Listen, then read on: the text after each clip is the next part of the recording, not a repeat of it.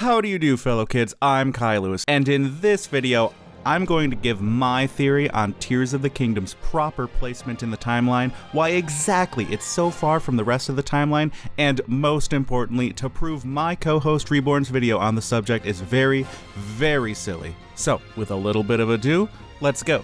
According to official sources and general observation, all of the events of Tears of the Kingdom and of Breath of the Wild 2 are set way after the rest of the series, to the point that the timelines have completely collapsed into a single timeline again. However, before we get into why, I must address a claim of one of my co-hosts. He states that this memory right here is evidence that the time period Zelda was sent back to was actually before any of the other games. I, however, firmly disagree. The quote is, "This is not the world I know, a time so far back in the past, it's become legend." So it's true. This is really the era of Hyrule's founding? No! First off, she barely knows jack and shit. She spent less than 20 years in the world of her own time and 100 years just being a glorified magical shield. Second off, the source of the timeline states specifically that there was an era of prosperity in between the events 10,000 years prior to the new games, before which all previous games took place. Saying it's the very beginning of the timeline is just plain stupid. The entire argument here is that a clueless Zelda, doing nothing but ask a question, is proof that her assumption is 100% correct, just right out the gate. Also, where in the hell did you get the idea that the Zonai are immortal? That's so many things, but I'm gonna be a little PC here and just call it dumb. But okay. I'll actually be a little constructive. I'll explain exactly why these games take place so goddamn far in the future, and why these guys have never heard the names Link or Zelda. Put quite simply, the reincarnation cycle is lopsided. On average, Ganondorf reincarnates into the Gerudo tribe every 100 years.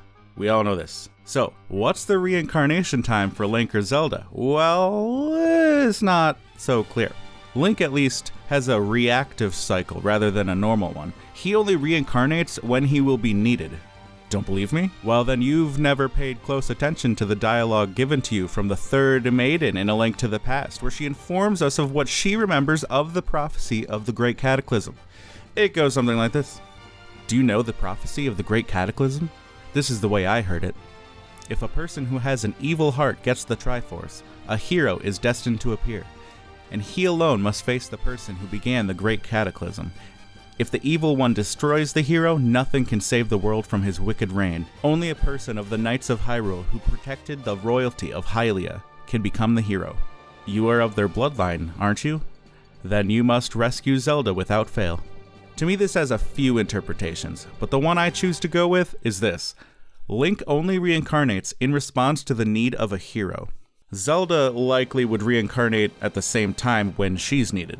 My proposal is this. Ganondorf has been reincarnating this entire time, from the end of the other timelines all the way to the Great Calamity 10,000 years before Breath of the Wild. How has this never resulted in him taking over the world? Very easily. The Triforce is gone, or at least nowhere he can get to. There are other more in-depth videos on this part of the theory, but here's the short of it. Zelda, just like Link in Skyward Sword, is the holder of the Triforce. She's the only source of anything remotely Triforce related, specifically with her magic, which, considering the massive amount of power she had in some of the Tears cutscenes, would make complete sense. But what if Zelda, a previous version of Zelda rather, took the Triforce with her during one of her reincarnations? Without any world-ending powers at Ganondorf's disposal, he's never a very big threat outside of his domain. There would easily be an immense gap between when Link and maybe even Zelda would even need to be reincarnated again. So yeah, in my headcanon timeline, at some point in each of the three branches, Zelda took the Triforce into herself and took it with her into the next life. I could continue down this hole into extra speculation, but as the Cortai say, I don't want to speculate ahead of my evidence. Although I do think that the entire timeline might just be a giant circle that goes through every path repeatedly while ending up at the same place at the end. Okay, bye!